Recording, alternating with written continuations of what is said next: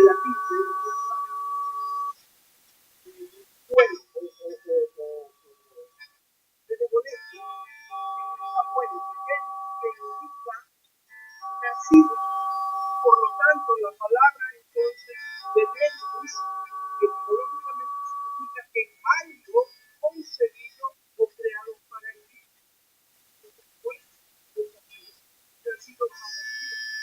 Por lo tanto, un cristiano válido, un discípulo que ha sido creado por Dios, un discípulo creado por Dios mismo, mediante el poder de su espíritu, concebido para el bien. O sea, nos ha hecho nacer a una nueva vida con el propósito de que vivamos y seamos de bendición. Eso significa la palabra benignidad. Alguien que ha nacido para el bien, como cada creyente que ha nacido a una nueva vida mediante el Espíritu Santo por la obra y gracia de su poder. Cuando Dios hizo al ser humano, mis amados hermanos, al ser humano, la joya de la creación, los creó, los puso en el huerto del Edén, en un lugar perfecto, hermoso, indescriptiblemente pacífico, donde la Biblia dice que aún los animales salvajes convivían amigablemente con el hombre. Su creador, nuestro Dios, quien solamente deseaba lo mejor para ellos, sus criaturas amadas, privilegiadas, que podían gozar de una relación perfecta y con quien tener también un perfecto compañerismo, era lo común en su naturaleza. Creados para el bien, con valores tales que son considerados buenos en su esencia.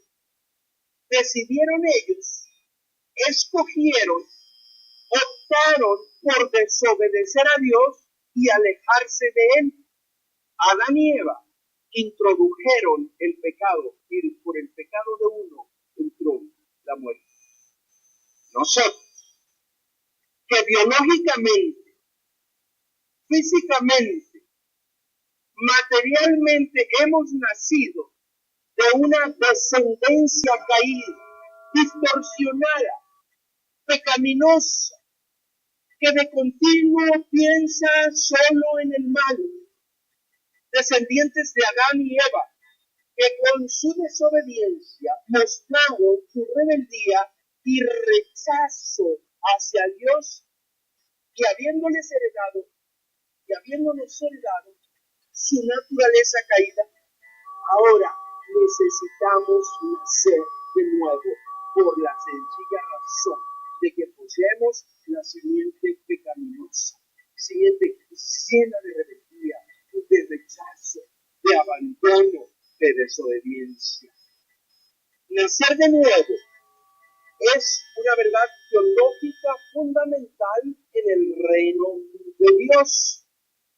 Estas son las implicaciones. Se necesita nacer de nuevo para poseer la benignidad, para poseer la bondad, manifestación de la nueva naturaleza. Esta verdad la transmitió directamente el Señor Jesucristo en sus palabras dadas a Nicodemo. Usted lo recordará, ¿verdad? Aquel intérprete de la ley, cuando el Señor Jesucristo le dijo: os es necesario nacer de nuevo, porque cuando Dios creó al hombre a su imagen y a su semejanza, en perfección, el hombre cayó, desobedeció, perdió entonces lo que Dios le había dado. Se había creado para ser intrínsecamente bondadoso. Bueno, fue creado para eso. Se necesita el nuevo nacimiento, la regeneración, que solamente su Espíritu Santo puede dar para volver a disfrutar de esa naturaleza que hemos perdido a causa de nuestro pecado. Por eso el Señor Jesucristo le dijo a Nicodemo: os es necesario nacer de nuevo. En otras palabras le dijo: Nicodemo, mira, no importa, no es posible, quiero que entiendas, no es posible entrar al reino de Dios sin nacer de nuevo.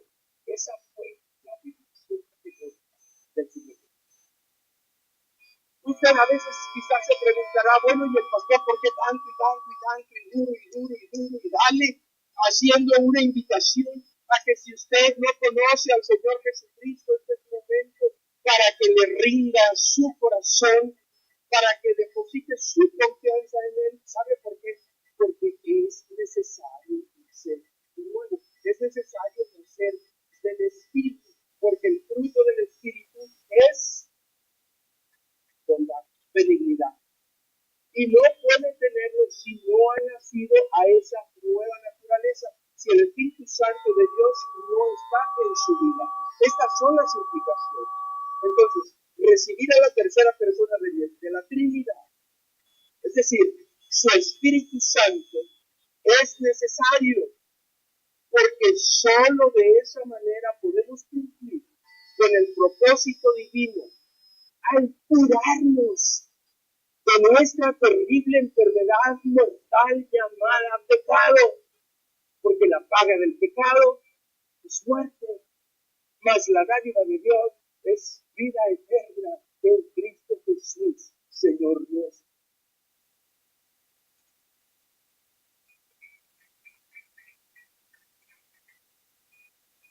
Aceptar a Cristo Jesús como nuestro Salvador es, amado amigo, la única manera.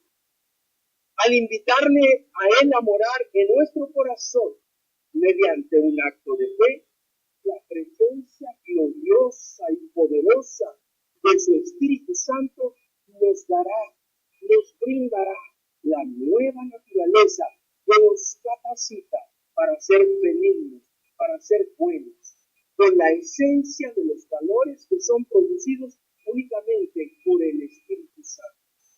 Esta mañana, al concluir, yo extenderé una invitación a usted, si no conoce al Señor, y desde su lugar tendrá la oportunidad de rendir su corazón a Dios, de entregarle su vida, de depositarla en sus manos y de pedirle que perdone sus pecados y recibir la gloriosa presencia de su Espíritu Santo en su vida, para que Él la regule, para que Él la norme, para que Él la dirija, para que Él la controle, porque solamente el fruto del Espíritu es bondad. Nadie puede serlo, aunque aparente serlo, nadie puede serlo sin la presencia poderosa de esa tercera persona de la Trinidad llamada Espíritu Santo. Este es el significado y esta es la implicación para toda persona. Gracias a Dios que nosotros hemos creído en Él, porque se nos ha predicado la palabra. Pero hay cientos y miles de personas que todavía no han escuchado ni siquiera el nombre del Jesús. No saben quién es Él.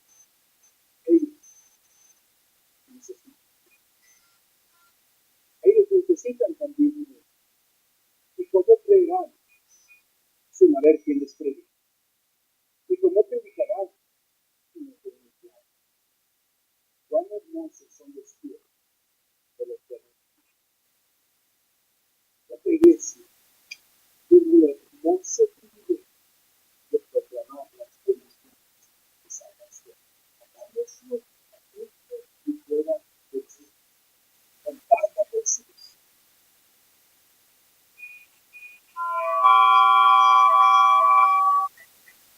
Compártalo con su compañero de trabajo, con su compañero de escuela.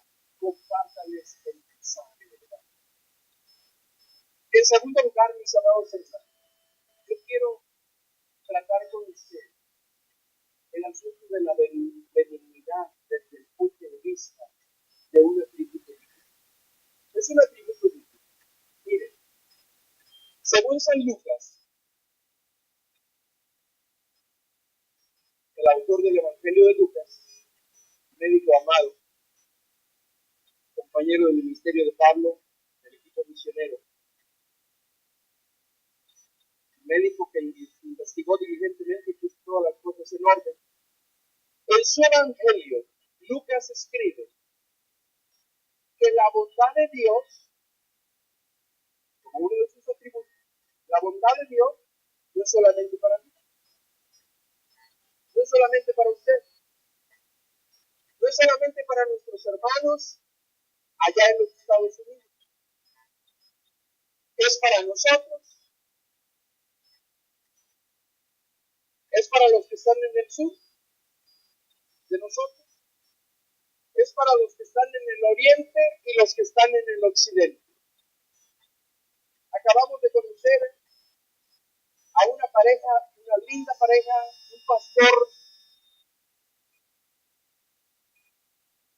nepalí que está entre China y la India, predicando el evangelio, ganando a los nepalíes que están llegando a Madrid, y Dios está bendiciendo con ustedes.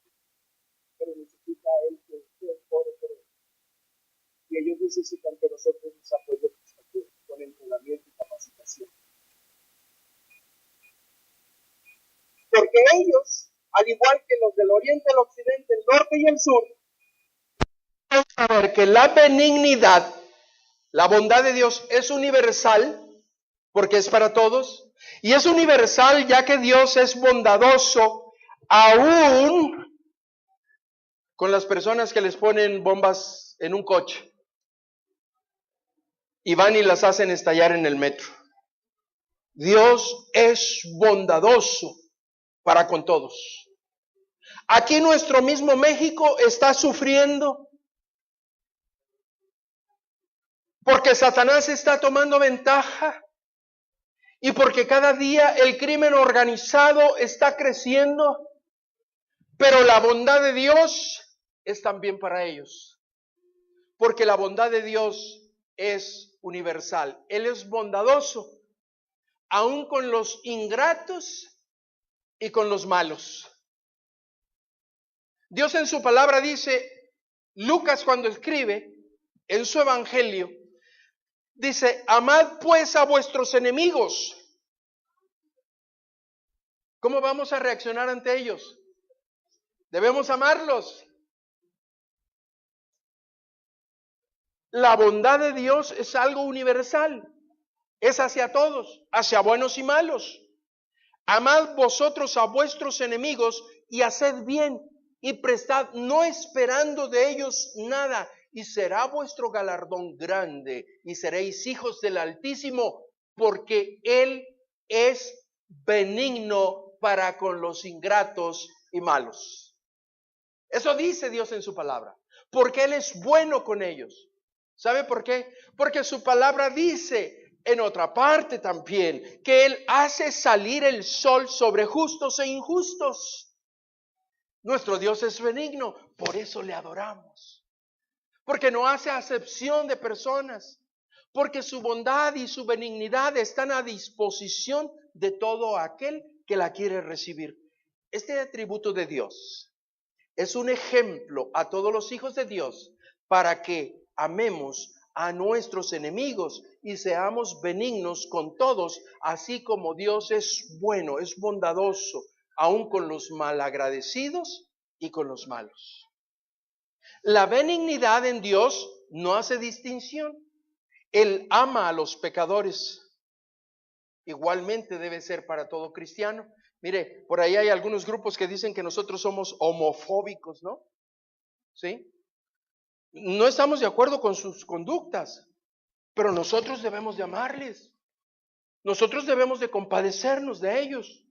Nosotros debemos entonces por amor presentar el mensaje del Evangelio, porque es solamente el mensaje del Evangelio que tiene poder de Dios para salvación. Es su Espíritu Santo el único que puede hacer cambiar la mente y también el corazón, porque Dios es bueno. Así es de que, mis amados hermanos, Dios nos invita a amar a toda persona. Amar a toda persona. Y cuando Dios nos invita a amar a toda persona, no significa que estemos de acuerdo con su estilo de vida.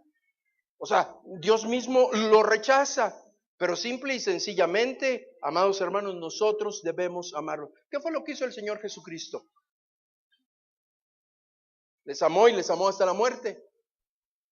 entraba a comer con ellos y era criticado, porque entraba a comer a la casa de los publicanos y de los pecadores. Y juzgaban al Señor Jesucristo. Híjole, oye, le dijo el miembro de la primera al miembro de la segunda, ¿no? De Jerusalén, ¿sí? Oye, ¿ya viste? ¿Ya viste quién tocó al Señor Jesús? Psst, si tan solo supiera. Si tan solo supiera la clase de vida que esa mujer lleva, ni siquiera se le acercaría. ¿Sabe por qué el Señor Jesucristo lo hacía?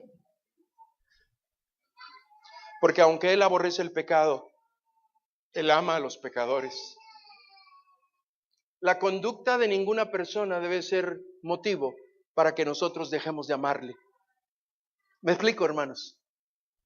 La conducta de ninguna persona debe ser motivo para que nosotros dejemos de amarle.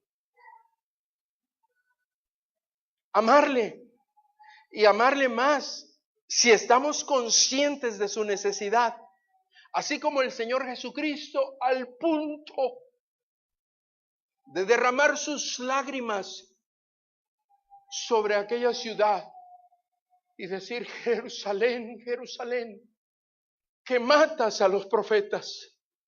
¿Cuántas veces quise cubrirte así como la gallina cubre a sus polluelos y no quisiste? Lloró. ¿Y sabe por qué lloró? Porque les amó, porque les amaba.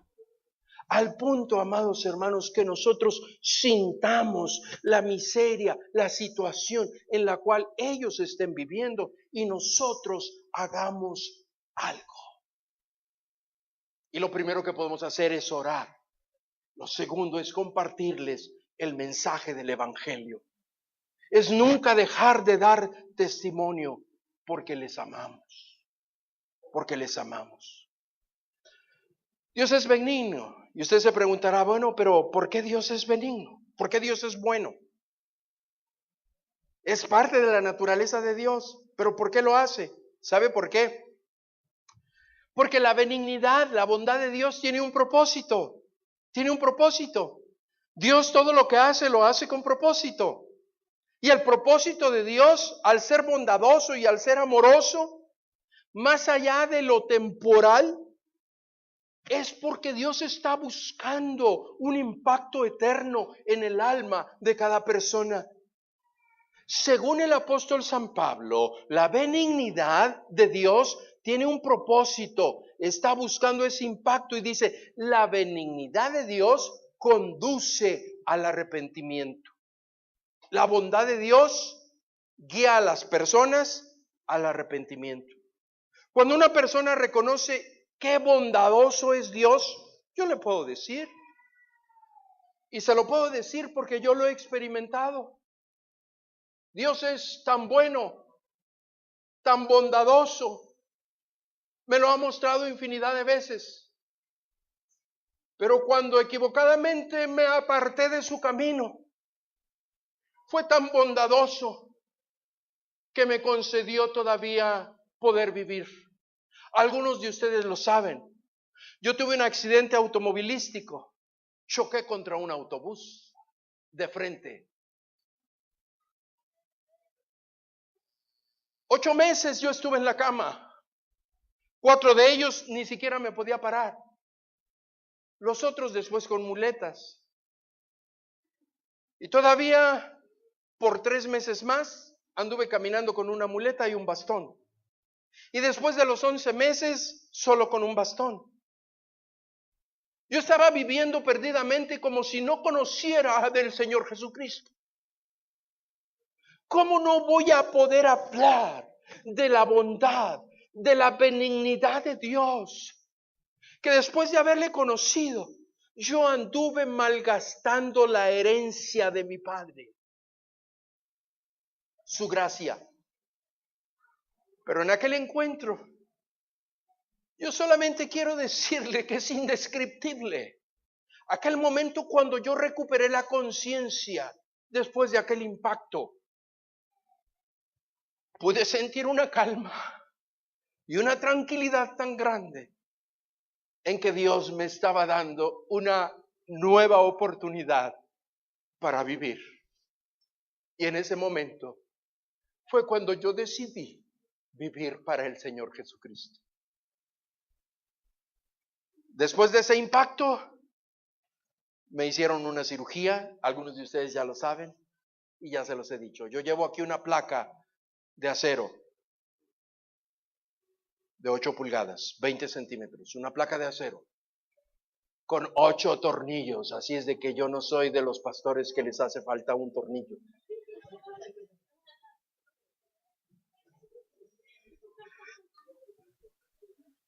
Ni tampoco tengo un tornillo medio flojo, todos están bien puestos. Le estoy hablando de hace más de 40 años, es que me accidenté cuando tenía 5.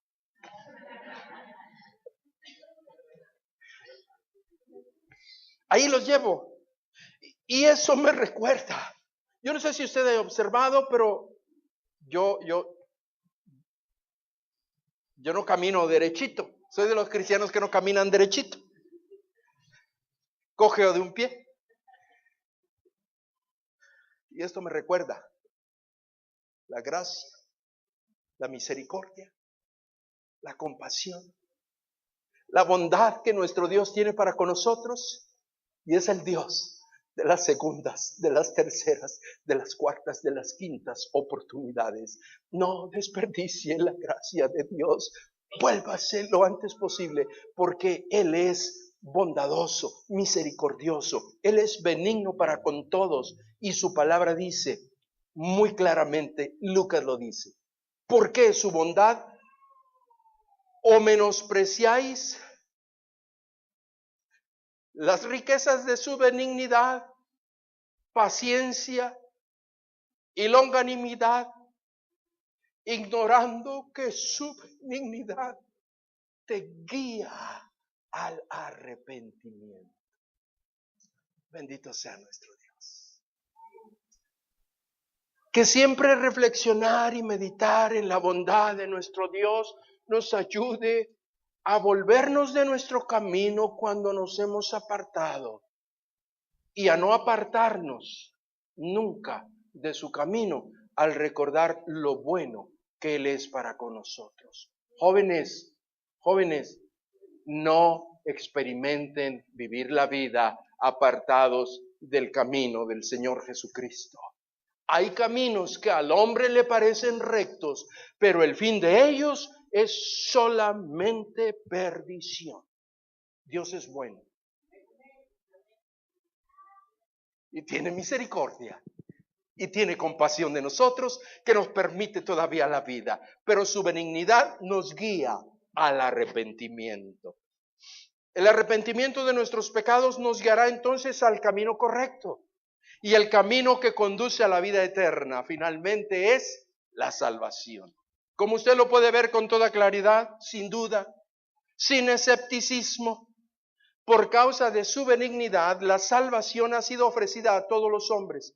Dice el Señor en su palabra, el apóstol San Pablo a los Efesios, para mostrar en los siglos venideros las abundantes riquezas de su gracia en su benignidad. O sea, las abundantes riquezas de su gracia en su bondad. Así dice el texto griego, para con nosotros en Cristo Jesús. Bendito sea nuestro Dios. Nos ama. En Efesios capítulo 2, versículo 4 al 7, el apóstol San Pablo nos enseña que la benignidad de Dios se asocia con su misericordia, con su amor y su gracia. Por lo tanto, la bondad, la benignidad de Dios es inseparable a todas esas virtudes divinas. El autor de la salvación es Dios. El Espíritu Santo nos convence de pecado, de justicia y de juicio. Dios nos ofrece, nos entrega, nos ofrece la salvación porque nos ama. Porque hay una asociación entre la bondad de Dios, hay una asociación con el amor. O sea, Él es bueno, nos ama. Él es bondadoso, nos ama. Él es benigno, nos ama. Hay una asociación entre el amor. Él es bueno, por eso es misericordioso. Hay una asociación entre la benignidad, o sea, la bondad, con el amor y la misericordia. Está asociado todo esto, mis amados hermanos. Porque Dios es bueno, nos extiende su gracia. Está asociado con su benignidad. Por eso nosotros disfrutamos de su gracia, porque Él es bueno para con nosotros. Por su gracia, es por su amor, por su gracia, por su misericordia. Esa es la única razón por la cual Dios envió a su Hijo Jesucristo. Porque de tal manera amó Dios al mundo, que ha dado a su Hijo unigénito, para que todo aquel que en Él cree no se pierda, mas tenga vida eterna. Es por la bondad de nuestro Dios. La salvación no es el resultado de obras personales. Muy claramente la Biblia así lo afirma. No es por lo que nosotros hacemos, es por lo que Dios ha hecho. Es por su bondad, es por su gracia, por su misericordia, por su amor. No es por lo que nosotros hacemos, es por lo que Él ha hecho. Por gracia sois salvos por medio de la fe. Y esto no es un don de vosotros, pues es don de Dios, no por obras, para que nadie se gloríe. Somos hechura suya, creados en Cristo Jesús para buenas obras. Así es de que, mis amados hermanos, esa naturaleza divina es puesta en la vida de la persona, pero ese es un atributo de Dios. Yo quiero entrar por último, además de haber visto el significado de la benignidad y sus implicaciones, después de haber aprendido que la benignidad es una característica, un atributo, es parte de la naturaleza de Dios, la Biblia nos enseña también, en tercer lugar, aquí viene lo mero bueno, aquí viene la parte más importante. La benignidad tiene una responsabilidad cristiana. ¿Qué tiene que ver conmigo? Según San Pablo, ser benigno, ser bondadoso, ser bueno, es un imperativo en la vida de todo cristiano. Él dice muy claramente en su palabra, antes, sed benignos unos con los otros. O sea, debemos ser buenos, benignos unos con otros. Es un imperativo, es una responsabilidad. Eso es lo que el apóstol San Pablo hace en su amonestación cuando escribe a los hermanos de la iglesia de Éfeso. Este imperativo se asocia entonces con el de ser misericordioso y perdonador en base a la misericordia y al perdón que Dios nos ha mostrado. Porque Él dice en su palabra, sed misericordiosos como también vuestro Padre es misericordioso. ¿Qué significa esto, hermanos? No tendremos tiempo para esto, pero usted debe de saber, así simple y sencillamente, la palabra misericordia significa que Dios nos ve en un estado de miseria. La misericordia surge cuando se aprecia el estado de miseria, se experimenta misericordia. ¿Cuál es la posición en la que nosotros estamos? Por muy que nosotros nos creamos. Ante la grandeza y ante la santidad de Dios, ¿cómo nos contemplamos? ¿Cómo nos vemos? Miserables. Miserables. Miserables, y tan solamente nosotros podemos entender que Él es santo, santo, santo, y que nosotros somos criaturas caídas, miserables, que solamente por su gracia y por su amor Él ha cambiado y transformado nuestra vida. Pero si yo me siento miserable, entonces ¿cómo voy a ver a mi hermano? ¿Cómo voy a ver a mi vecino? ¿Por arriba del hombro? Pues no, porque yo también estoy bien abajo.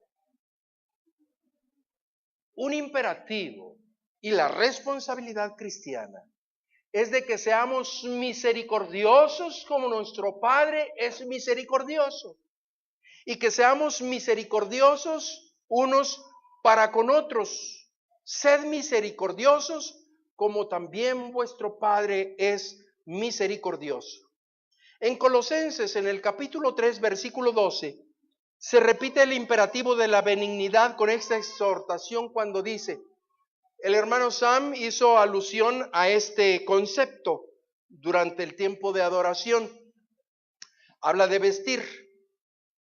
Dice, vestíos pues como escogidos de Dios. Mire, cuando nuestro hijo, ya lo conocieron ustedes, ya vino él también, Pedro. Cuando nuestro hijo estaba pequeño, yo pastoreaba una iglesia allá en Fort Worth. Él tendría como unos 5 años, Y en nuestra iglesia había un hermano que era el ministro de música. Y nuestro hermano, como ministro de música, siempre iba con su traje, con su corbata, ¿verdad? Y mi hijo le decía a mi esposa, los domingos, cuando íbamos a ir a la iglesia, al culto, decía, vísteme como director de alabanza, vísteme como el director del coro, decía mi hijo. Ya mi esposa sabía que lo que el niño quería era que le pusiera un saco y le pusiera una corbata. Y el niño se iba bien contento. Hasta el día de hoy, pues ya no es un niño, ¿no? Él ahora tiene sus niños. Pero hasta el día de hoy, tiene una gran admiración por este hermano, que ha sido una influencia positiva en la vida de mis hijos por muchos años. Pero así decía él, vísteme como director de música. A nosotros, mis amados hermanos, a veces me dice un hermano cuando llega con saco, dice, los hermanos se van a confundir, no van a saber quién va a predicar hoy, si usted o yo. Porque parece ser que a veces adoptamos cierto vestido como cierto uniforme y nos vestimos de. ¿Sí? El apóstol San Pablo está hablando aquí precisamente de ese vestido que nos caracteriza como algo. La figura de vestir que utiliza San Pablo, como también San Pedro, es muy interesante. No solo sugiere la acción de colocarse algo que cubre, en este caso el ropaje de la benignidad, sino que implica un acto previo de despojamiento de todo aquello que sea lo opuesto, porque la palabra de Dios dice así. Desechando pues toda malicia, todo engaño, toda hipocresía, envidias y todas las detracciones. Desechando. Me lo tengo que quitar. Pero implica, desead como niños recién nacidos la leche espiritual no adulterada, para que por ella crezcáis para salvación, o sea, los aspectos positivos. Y dice, si es que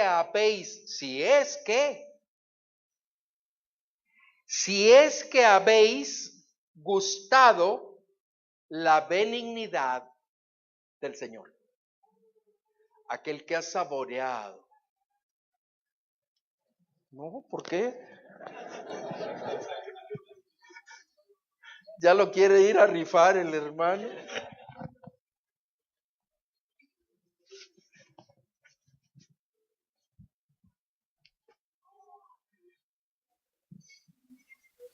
Si es que habéis gustado la benignidad del Señor. Cuando uno ha sido recipiente de la bondad de Dios, no tiene otra cosa más que despojarse de todo eso, quitarse todas esas cosas. En otras palabras, después de hacer a un lado todas las cosas malas asociadas con la vida que llevamos cuando no conocíamos a Dios o cuando nos apartamos para malgastar la vida, El creyente, mis amados hermanos, debe poseer las virtudes que brotan del Espíritu Santo, porque el fruto del Espíritu es benignidad. ¿Qué significa eso? La benignidad es fruto del Espíritu Santo. Que aquellos que deseen vestir las vestiduras blancas de la regeneración deben quitarse las vestiduras viles del pecado. Debemos quitarnos la vestidura del viejo hombre y revestirnos del nuevo. Así que el apóstol San Pablo exhorta a los creyentes a que se desvistan del hombre viejo a fin de vestirse del nuevo. Y él dice así, en Efesios capítulo 4 y en Colosenses capítulo 3.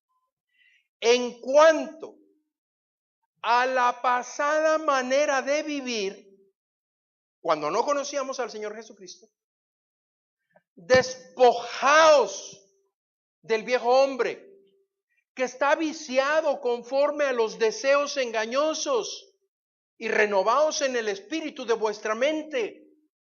Lo que antes pensábamos que era bueno, ahora, mis amados hermanos, nosotros a la luz de la palabra de Dios tenemos que entender qué es bueno y qué es malo, porque hemos nacido una nueva naturaleza. Nuestros ojos que estaban en la oscuridad han sido abiertos por la luz del Evangelio. Nuestra mente que estaba en las tinieblas ahora ha sido iluminada por la presencia poderosa del Espíritu Santo.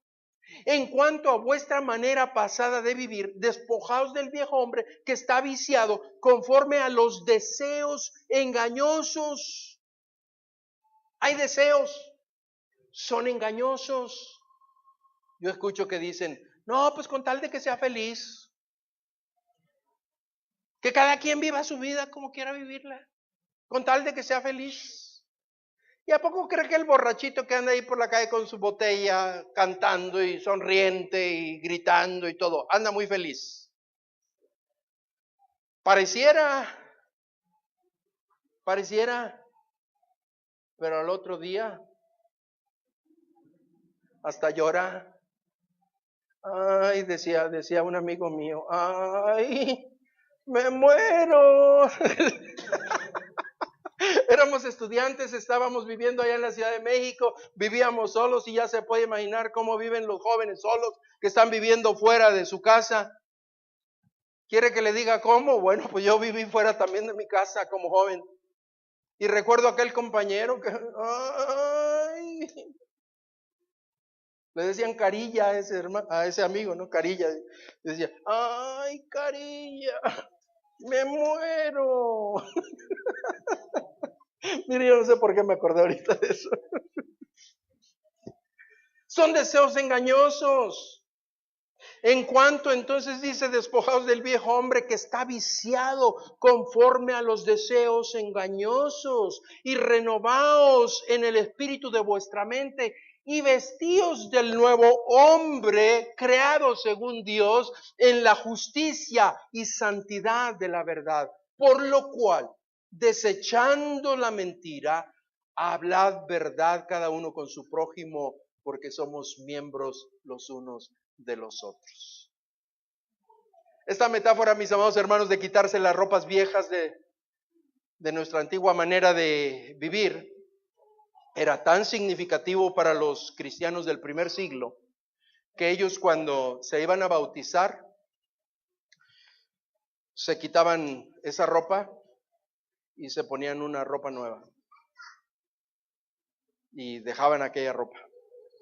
Se ponían la nueva ropa.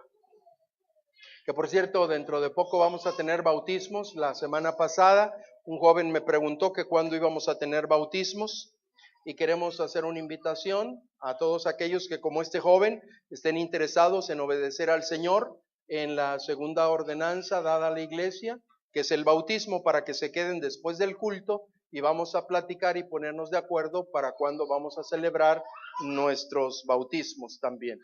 Así es de que, pero era tan significativo para los primeros cristianos que tenían la costumbre de quitarse la ropa vieja y colocarse un manto nuevo que utilizaban ahí en el bautismo. Bien, hermanos amados, parece que ya es hora de terminar. Así es de que, ¿qué es lo que sigue? Conclusión. Kevin ya sabe muy bien. Conclusión. La palabra benignidad, según su uso en el Nuevo Testamento, significa bondad, significa gentileza. Y es exactamente lo opuesto a ser áspero, a tener un temperamento fuerte, impaciente. Es la disposición de ser bueno, es tener un carácter suave, tranquilo, lleno de cortesía. A lo mejor usted es una persona que como yo puede tener la voz alta o hablar fuerte, pero eso no significa que no podamos ser corteses con los demás. Entonces es la disposición de ser bueno, es tener un carácter suave, tranquilo, lleno de cortesía.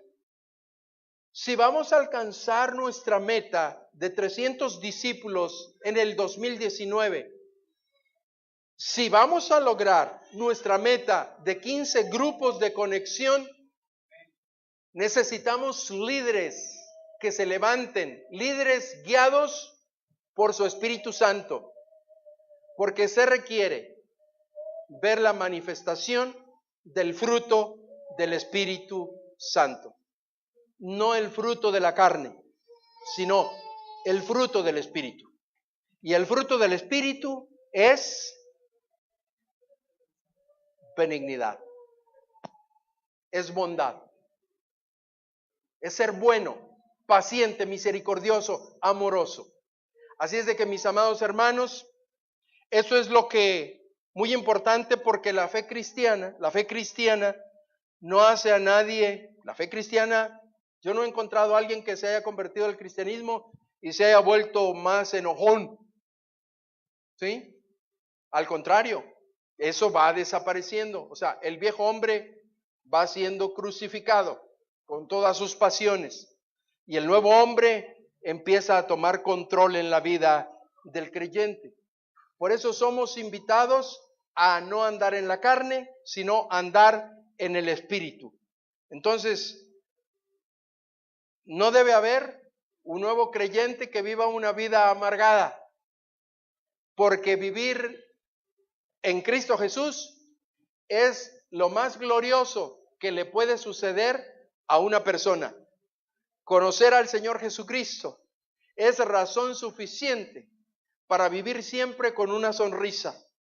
Que aunque la higuera no florezca y en las vides no haya fruto y los labrados no den mantenimiento y no haya vacas en los corrales, con todo yo me alegraré en Jehová, que es el Dios de mi salvación.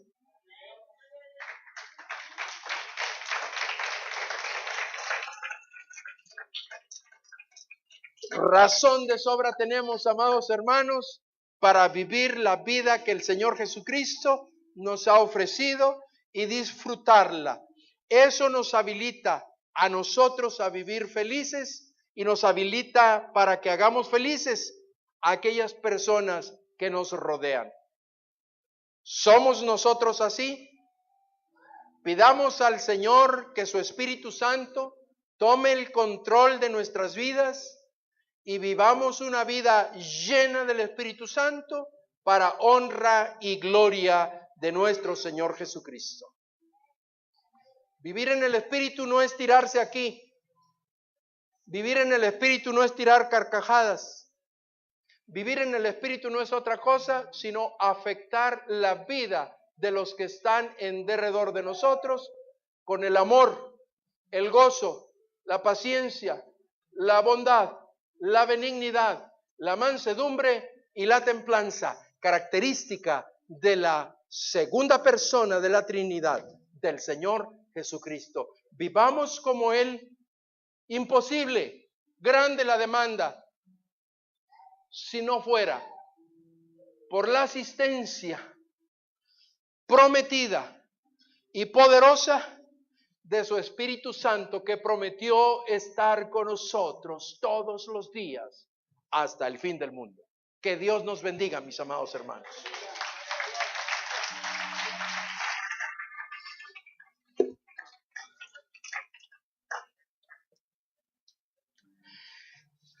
Hay muchas personas agradecidas por lo que Dios ha hecho en su vida.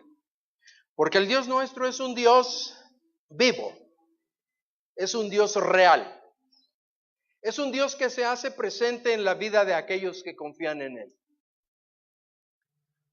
Y en esta mañana nos acompaña aquí nuestro hermano Pave y su esposa Sandra. Tienen a sus pequeñitos que ya se durmieron. ¿Ven ustedes que soy buen predicador? Los arrullé, ellos se durmieron. Usted puede ver aquí este hermoso arreglo floral, porque es una expresión de gratitud de nuestros hermanos. Y yo quisiera invitarles a que ellos pasaran aquí al frente y les compartieran el gozo que hay en su corazón por algo que Dios ha hecho en su vida. Dios ha sido bueno. Dios es bueno. Somos testigos de la bondad, de la misericordia, de la gracia de nuestro Dios. Escuchemos el testimonio de nuestros hermanos.